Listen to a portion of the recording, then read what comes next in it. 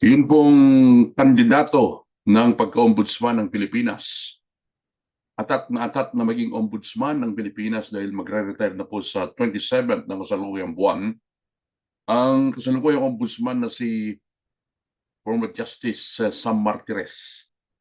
Talaga namang nag-i-insinuate mga kaibigan na may kaugnayan ng drug war ng dating Pangulong Rodrigo Duterte.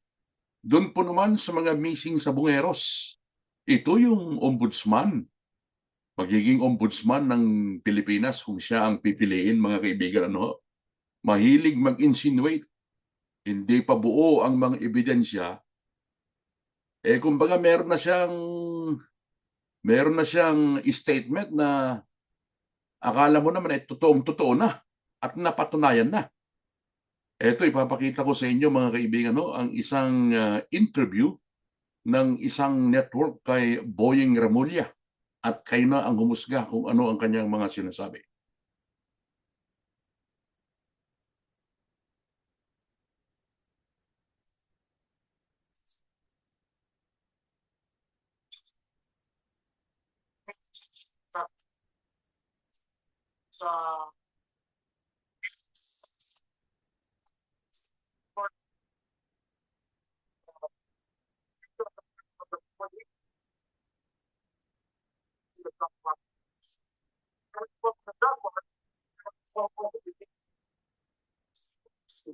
Ibig sabihin, sir, kasama ang droga dito sa issue ng...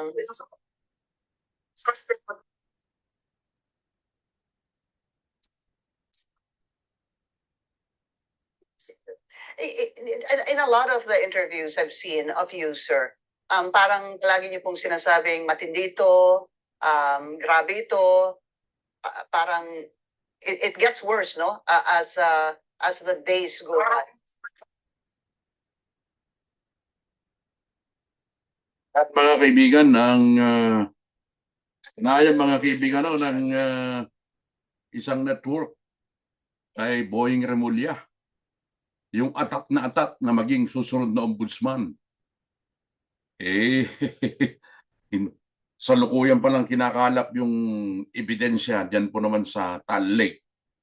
Meron na siyang salitang patapos, mga kaibigan. Nauna dito, hinikayat po ang law enforcement at mga government agencies na kailangan pong halukayin ng mas malalim ang sinasabing o ang issue ng disappearance ng mga sabungero o yung mga fight enthusiast. Lalo na po yung anggulo na ang nasa likod ng pagkawala nitong mga sabungerong ito ay may kaugnayan po doon sa sinasabing bloody war o yun pong drug war na isinagawa at inilunsad noong kapanahunan ng dating Pangulong Rodrigo Duterte. Sinigundahan po ito ng tagapagsalita mismo ng Palasyo ng Malacanang, yung sinabi ni Justice Secretary Crispin Remulla. Sinabing merong intersection between the violent anti-narcotics drive at yung alleged murders ng mga bising sabungeros. Base po naman doon sa mga intelligence at data and documents na nakalap nila, mga kaibigan. Ito po naman ay makaraang lumantad yung testigo o whistleblower. Kaugnay po nito, mga kaibigan. Nangyari po ang pag-disappear o pagkawala ng mga sabungero. Nangyari po noong April 2021 hanggang January 2022. Ano po ang sinabi ni Auntie Claire, yung tagapagsalita ng Malacanang? Sinabi nito na kinakailangan magkaroon po ng mas malalim na investigasyon kung meron nga talagang link o kaugnayan ang disappearance o pagkawalan ng mga sabungero at sa dun sa drug war nitong si dating Pangulong Rodrigo Duterte, drug war sa mga illegal drugs, mga kaibigan. So, nagtutugma itong sinasabi nung atat na maging ombudsman na kasalukuyang Secretary of Justice na si Boying Remulla at yung kanyang auntie, tagapagsalitang Malacan, si Auntie Claire Castro. Sinabi nitong si Auntie Claire, mga kaibigan, ayan, Presidential Communications Office Undersecretary and Palace Press Officer Claire Castro, mga kaibigan, na kung ganyan po ang nakikita sa mga investigasyon, mas lalo pa po dapat na ito'y palawigin yung pag-iimbestiga dahil mukhang konektado ang mga nagawang krimen kung ito man ay mapapatunayan. Biruin ninyo, abogado itong si Boying Remulla, abogado rin itong si Auntie Claire. Pero ang pinagbabasihan nila dito, mukhang parang nag-i-insinuate lamang sila, parang naniniwala sila doon sa mga haka-haka. Hindi naman ganyan ang tunay na abogado, di ho ba? Idinagdag pa nitong si Auntie Claire, auntie ninyo, auntie nila, auntie natin. Hindi po natin sinasabi na sila ay guilty. Pero mas gusto po ng Pangulo, iuutos talaga niya na dapat mabigyan ng hustisya ang mga biktima. Okay, nandun na tayo. Siyempre, sino ba ang hindi gusto ng hustisya? Pero kung magbibigay kayo ng hustisya, kailangan hindi yung base lamang. Hindi base lamang dun sa mga haka-haka na sinasabi niyong parang o mukhang may koneksyon, parang may koneksyon, parang may intersection, may link. Nako, sino naman ang maniniwala sa inyo dyan? Nauna nga po dito, mga kaibigan, na yun pong lumabas na whistleblower, itong si Julie Dondon Patidungan, sinasabing yung mga biktima daw ay pinatay, kinidnap, at yung kanilang mga katawan ay itinapon po dyan naman sa Taal Lake, mga kaibigan. At pinangalanan din ito ang negosyanteng si Atong Ang na umano'y siyang mastermind kasama ang aktres na si Gretchen Breto. Doon po naman sa pagkawala ng naturang mga sabungero, mga kaibigan. Itong si Boying Remulla, mga kaibigan, hindi talaga tumitigil, parang ginagawa nilang issue talaga. Ayaw nilang tantanan yung issue. Yung pangalang Rodrigo Duterte, yung pamilya Duterte, yun lamang ko talaga yung kinokonek nila sa kanilang mga pahayag, sa kanilang mga issue, para po sila yung pag-usapan. Mga kaibigan, wala na bang iba?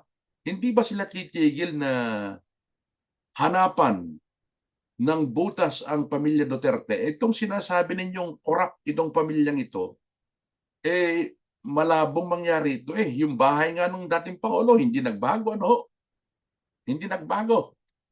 At saka pinipilit niyong maging corrupt itong si VP Sara, nilinaw na ho niya nung nakaraan na hindi siya nagsasalita. Pero bandang huli, nagbigay na ho siya ng kaunting pahayag na kapag ikaw po ay nasa intelligence community, ito'y kaugnay po dun sa mga ginagawang issue ng mga kongresista at ng iba pang mga politikong against Duterte, na gumamit siya ng ibang mga pangalan katulad ng mga piatos o kung sino-sino pa na kumobra ng pera ng intelligence fund ng Office of the Vice President at ng Department of Education nung siya ang namumuno rito. Pero alam po, mga kaibigan, ng mga nagtrabaho sa intelligence community na ikaw po ay nandyan, dahil itong si VP Sara, mga kaibigan, nung siya po ang VP o nung siya ay nasa DepEd,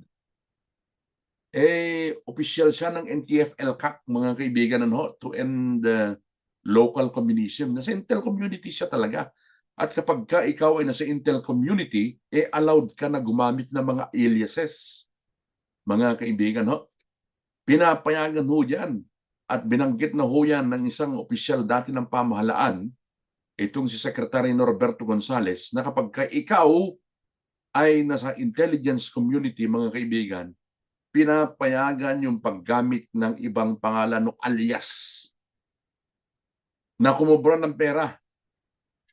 Ho, yun ang paliwanag at sinasabi na ho natin noon na yun ang magiging isa sa mga alas nitong si Vice President Sara Duterte kapag ka nagkaroon po ng impeachment trial, dahil po legal naman yun yung paggamit ng ibang pangalan.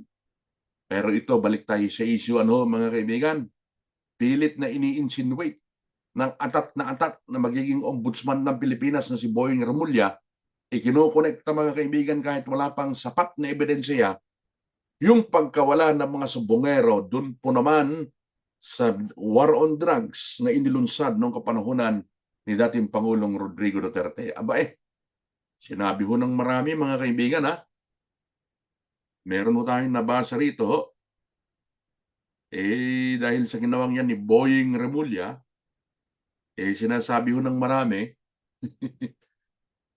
na ginagawa yan, pinaiingay ho yan, mga kaibigan, para lamang magkaroon ng drawing na achievement ang Marcos administration para meron siyang ire-report na nagawa ng kanyang administrasyon sa kanyang nalalapit na zona o yung State of the Nation Address. Kung susuriin ho natin, ano nga naman ang ire-report niya sa taong bayan sa kanyang zona? Malapit na yung kanyang zona bago magtapos ang kasulukuyang buwan ng July. Ano ba ang natapos ng kanyang administrasyon sa nakalipas na mahigit 3 taon? Ano bang ire-report niya sa bayan na masasabi niyang, eto, pakikinabangan ninyo ito.